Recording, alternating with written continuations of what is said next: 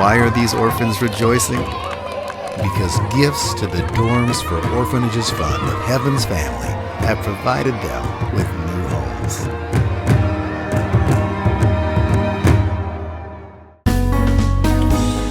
Okay, welcome back to Matthew chapter 21. We just finished in verse number 17, the first day that Jesus is back in Jerusalem after his triumphal entry.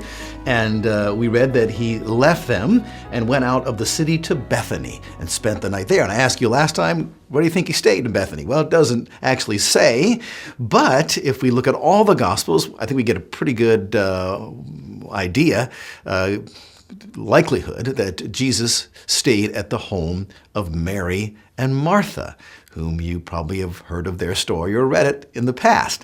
Their brother Lazarus was dead for 4 days, and Jesus raised him after he first came to the Jerusalem region. Bethany was just about 2 miles off where they lived. And so Jerusalem would have been chock full of pilgrims from all over Israel who had converged on the city for the Passover.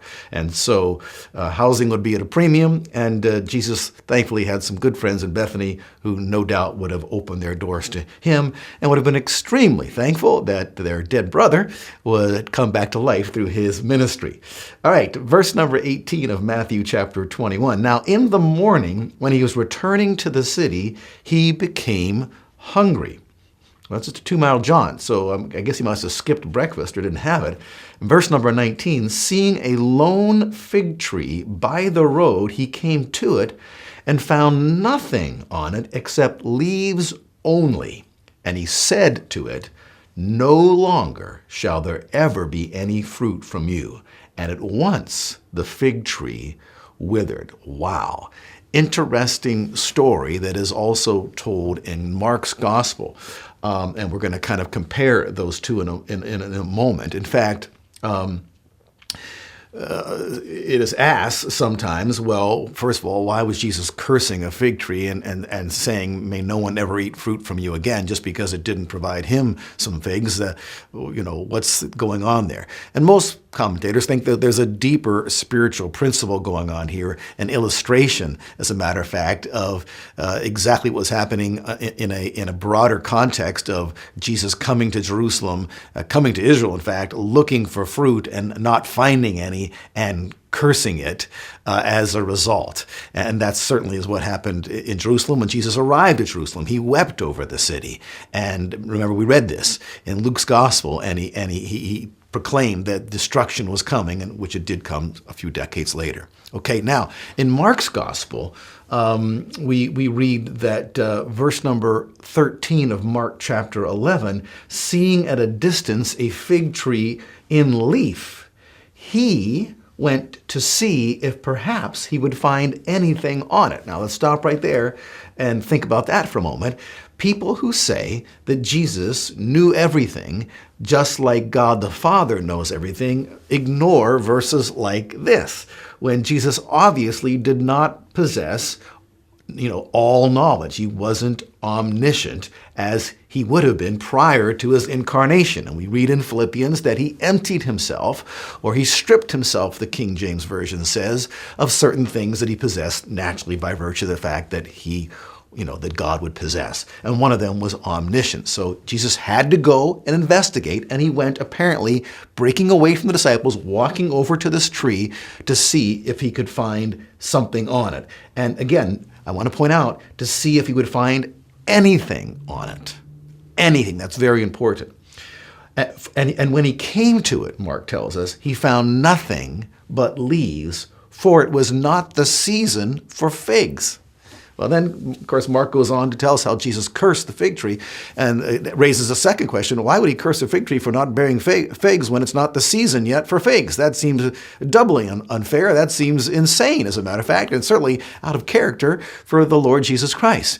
Well, Thankfully, there is an answer to that question. And no doubt Mark's contemporary readers would have known, had they lived in that region, they would have known that there was a variety of fig tree, that it would the leaves would spring forth after the winter sometime around the very latter part of March and the early part of April. We know Jesus was crucified in early April, around 30 AD, it is figured. Right? So maybe even April the 6th, if we be technical about it. Okay, April 6th, AD 30. So this is near the end of March, the beginning of April. That's when a certain variety of fig tree produces its leaves, and along with those leaves, a little crop of nodules, you could say, that are precursors to the actual figs that tree will bear within about 6 weeks. And those nods come out like a little crop of them, and people can eat them.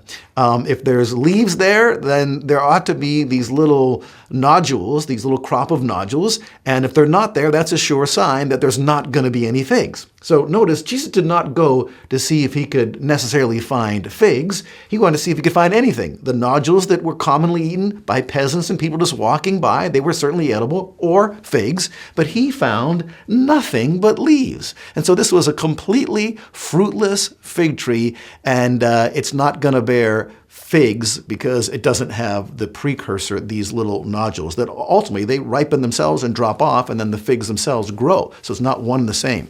And so he cursed it.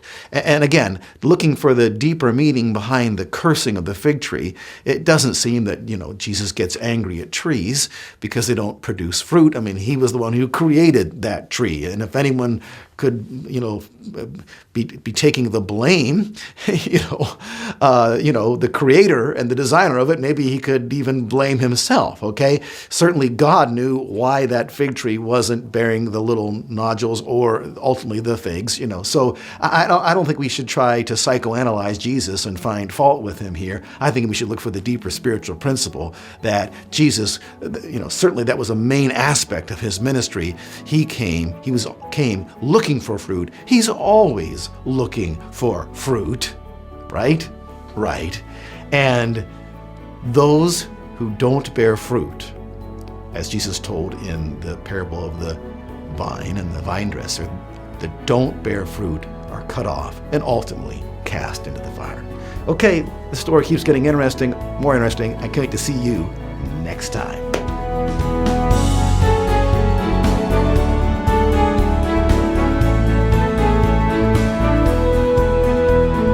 HeavenWord 7 is made possible by the financial support of viewers like you. Thank you.